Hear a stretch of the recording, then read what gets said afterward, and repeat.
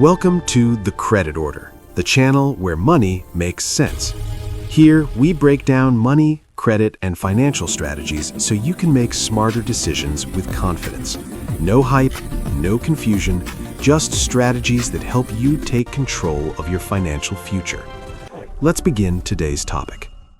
Okay, I want you to imagine a scenario with me. Something that sounds, well, completely impossible. Picture this: a global superpower. And it's basically run out of cash. I mean, its gold reserves, they've been sitting there untouched for years. You peek inside its vaults, and they're pretty much empty.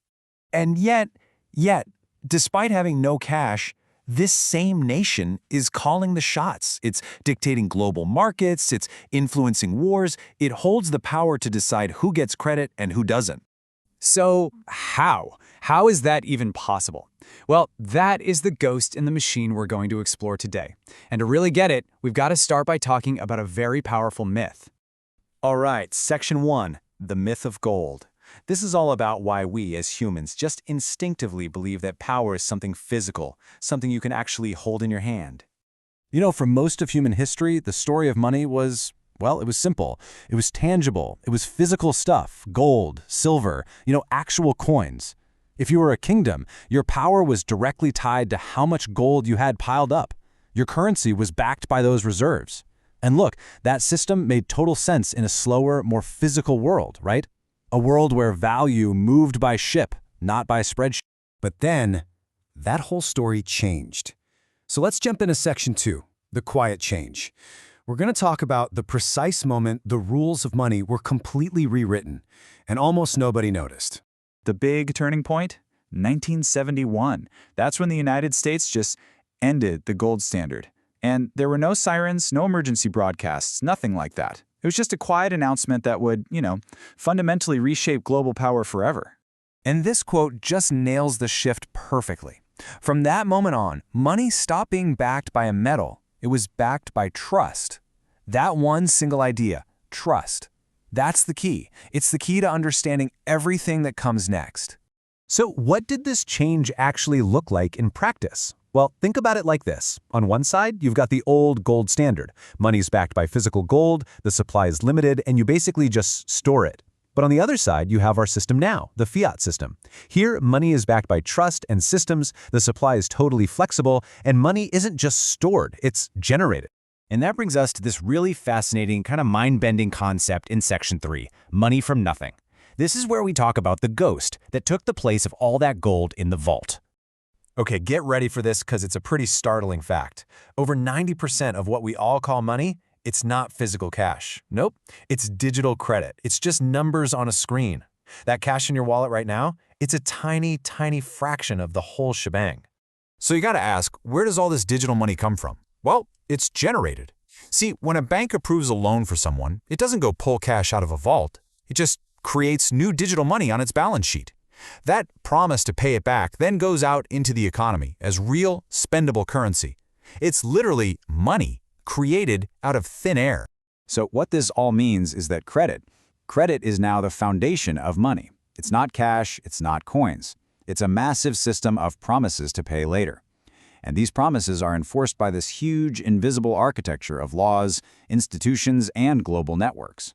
Okay, so if money is just a promise, that leads to a really important question, right? Which brings us to Section 4, the invisible levers. Who's actually in control of a system that's just made of promises? To really get this, we have to completely unlearn that old story about gold. See, power in today's financial system, it's not about possessing a physical thing anymore. It's about permission. True power today is the ability to grant or deny access to the entire global financial system. And these are the real levers of power in the 21st century. We're not talking about gold bars. We're talking about controlling the digital highways that money travels on, the payment rails, the settlement systems. It's about having the world's main reserve currency, like the US dollar. And crucially, it's about having access to cheap credit. And this is why sanctions are so incredibly devastating. They don't come and seize your assets.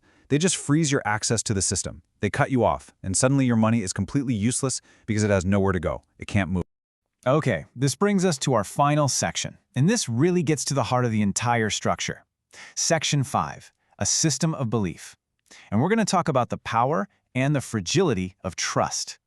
If you had to pick one word to describe the current levels of government debt around the world, it would be unprecedented. I mean, we're in completely uncharted territory. To put it another way, if nations were just regular households, most of them would be considered bankrupt by a lot. So you have to wonder, with all this unprecedented debt, why hasn't the whole thing just collapsed? Well, it's this incredibly delicate balancing act. The problem is you have massive old debt. The solution? Pay it off with new debt. But, and this is a huge but, that only works if you can borrow that new money really, really cheaply. To cover trillions in interest payments, governments have to rely on making continuous promises. And for any of those promises to be worth anything, the markets have to keep believing the story. And that right there, that's the great paradox of our time. This system is unbelievably efficient and flexible. It can literally create trillions of dollars with a keystroke to fight a crisis. But its greatest strength is also its greatest weakness. It's all built on belief. And that makes it inherently, deeply fragile. And this really brings us to the ultimate takeaway. The real risk is not that gold disappears, but that belief disappears. The entire structure of modern global power rests on this one single, intangible foundation. Which of course leaves us with a final, very big question. A question that really defines our modern era. When trust itself is the currency, who decides when it expires? That wraps up today's video. At the Credit Order, our goal is to help you make smarter financial decisions. If you found this helpful, hit the like button, subscribe to the Credit Order, and turn on notifications so you don't miss future videos. Thanks for watching, and I'll see you in the next one.